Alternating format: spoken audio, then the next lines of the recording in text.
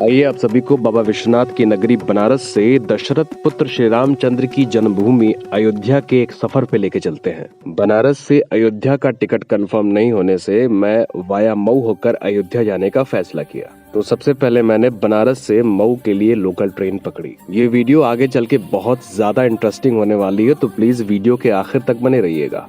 और फाइनली मैं मऊ उतर जाता हूँ। सामने से एक दादाजी की ट्रेन छूट जाती है, मुझे भी बड़ा दुख होता है। बनारस से मऊ लगभग 90 किलोमीटर दूर है। बता दें आपको कि मऊ में 6 से 7 साल बचपना हमारा बीता है, क्योंकि पापा की पोस्टिंग वहीं थी, रेलवे में। सालों बाद मऊ पहुंचकर वहां के स्टेशन का विकास देखकर मैं काफी ज्यादा अचंभित था। अगर भारत में सबसे ज्यादा कहीं विकास हुआ है तो वो है भारतीय सड़कें और भारतीय रेलवे स्टेशन। जहां आपके बचपन का एक हिस्सा बीता होता है, वहां पहुंचकर एक खुशी तो होती है यार अंदर। जो हमारा रेलवे क्वार्टर था वो स्टेशन के ठीक सामने हुआ करता था। ये है वो बंगला जिसको अंग्रेजों द्वारा बनाया गया था, जिसको बाद में तोड़कर इसका नवीनीकरण किया गया।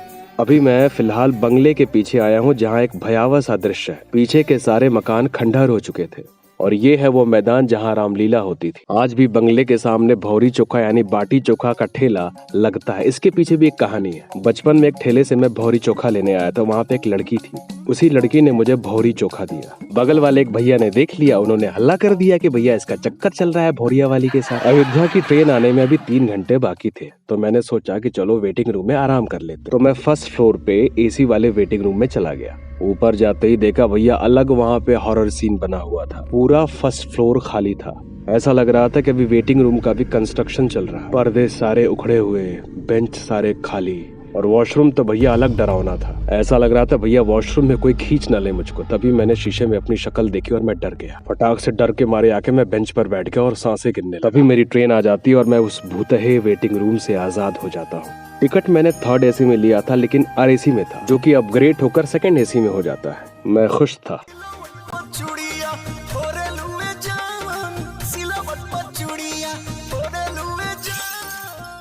तो फाइनली 3 बजे रात में मैं श्री रामचंद्र की जन्मभूमि अयोध्या धाम पहुंच जाता हूं। एक चीज मैंने मेंशन नहीं किया, इसी ट्रेन से मेरा भाई भी उतरा जिसका रिजर्वेशन 3rd AC में था। अब चूंकि वो बड़ा है तो आगे आगे चल रहा था और मैं पीछे पीछे। माफ करना, मैं वीडियोस वगैरह शूट कर रहा था। हम लोग डॉर्मेट्री के खोज में निकल पड़े। भाई जीवन में अयोध्या धाम जैसा रेलवे स्टेशन मैंने जिंदगी में नहीं देखा था। भाई रेलवे स्टेशन एयरपोर्ट जैसा लग रहा था। एक मोहतरमा हम लोग का डिटेल लेती है और हम लोगों को अंदर जाने देती है। डॉर्मेट्री भी शायद मैं लाइफ में पहली दफे देख रहा था और वो काफी अद्भुत था। वो मेरी आदत है, कहीं भी मैं जाता हूँ सबसे पहले वॉशरूम चेक करता हूँ, वॉशरूम में शीशा वगैरह है या नहीं, क्योंकि भाई हीरोपंती नहीं जाती ना। तभी याद आता है कि भैया हम लोग सुबह राम मंदिर देखने को नहीं, कोर्ट कचहरी के उद्देश्य से अयोध्या आए थे। मैं राम जी से प्रार्थना करता हूँ कि सुबह सब कुछ ठीक रहे और मैं जाकर सो जाता हूँ। तो भैया मैं सुबह मस्त नहा धो के एकदम रेडी हो जाता हूँ और निकल पड़ता हूँ राम मंदिर देखने नहीं, वहाँ के सिविल कोर्ट में हाजिरी लगाने के लिए हम लोग निकल पड़ते हैं। सिचुएशन लेकिन सेम थी, भाई आगे आगे और मैं उसके पीछे पीछे। तो हम लोग चलते चले जाते हैं और फाइनली हम लोग स्टेशन के बाहर दाखिल हो जाते हैं। भाई दिन के उजाले में स्टेशन का बाहरी आवरण मतलब देखने योग्य था। अब चाहे कहीं भी जाओ, सुबह की शुरुआत अगर गर्मा गर्म चाय से ना हो तो फिर बात नहीं बनती। तो ये लंबा वाला समोसा हमने चाय में डुबोया और मुंह में दबाया, उधर भाई ने भी दबाया और निकल पड़े हम लोग मंजिल की तरफ। सेम वही, भाई आगे आगे और हम उसके पीछे पीछे।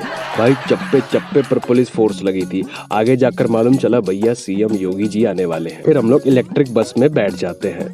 40 मिनट के बाद हम लोग सिविल कोर्ट उतर जाते हैं। यूनिवर्स भी मानता है कि एक चीज बार बार रिपीट होती है, तो फिर वही भाई आगे आगे और हम उसके पीछे पीछे। सिविल कोर्ट पहुंचते ही हमारा स्वागत स्वयं हनुमान जी के भक्त करते हैं। चेकिंग करने के बाद जैसे ही हम लोग अंदर दाखिल होते हैं, हमको एक वेब सीरीज की याद आती है जो नेटफ्लिक्स पर रिलीज हुई थी, मामला लीगल है। अबे रवि किशन वाली में मैं एक पेड़ के नीचे खड़ा हो जाता हूँ और सामने एक वकील बैठा होता है। बाद में पता चलता है ये भैया उसका ऑफिस यानी चैम्बर है।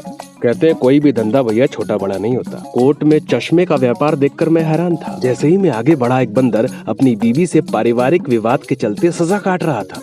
मैंने उसको सिर्फ इतना ही कहा था कि भैया सोच समझ के शादी करनी चाहिए थी ना। भैया मेरे पर टूट पड़ा, बताइए। हम संतोष पागल नहीं। फिर मुझे दिखी उसकी बीवी जो एक गवाह के साथ आई थी अपने पति का जमानत करवाने। भाई शादी और पति पत्नी का खेल भी बड़ा निराला है। पहले बिना सोचे समझे शादी करो, फिर विवाद करो, फिर सुलह कराओ। और ये है बंदरिया मैडम जी का गवाह जो देखकर ही भागने लगा था मुझे। भाई देखो इतनी मेहनत हो चुकी थी तो थोड़ा नाश्ता पानी तो बनता है ना भाई, तो अंदर सारा व्यवस्था था भाई, इमरती खा लो, बाटी चोखा खा लो। अब आप लोग के जहन में ये सवाल उठ रहा होगा कि हम लोग क्यों गए थे सिविल कोर्ट। देखिए ये पर्सनल मामला है, हर चीज बताई नहीं जाती क्योंकि मामला लीगल है। और वीडियो के आखिर तक बने रहिएगा क्योंकि रामलला आखिर में आएंगे। और ये है भैया वो हॉल जहाँ पर जज साहिबा बैठती हैं। तो सामने दिखा कटघरा जहाँ पर मुजरिम को बुलाया जाता है। टाइम पे टाइम बीतता गया लेकिन हमारा काम नहीं हुआ। मन जरूर उदास था लेकिन ये सोचकर खुश भी हो गया, चलो राम मंदिर।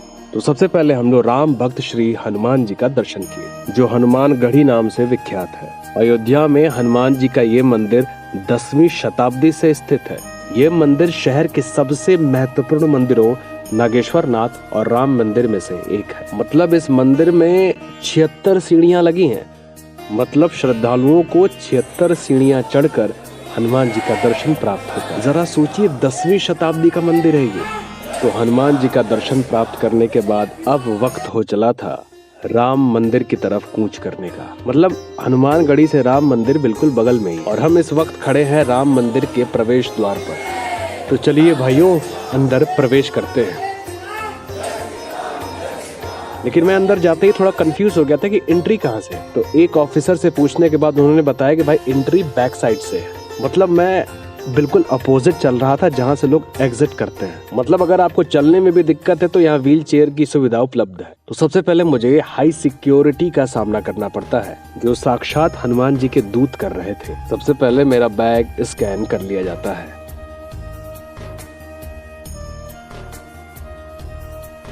फिर आगे का रास्ता मुझे हनुमान जी के रक्षक दिखाते हैं।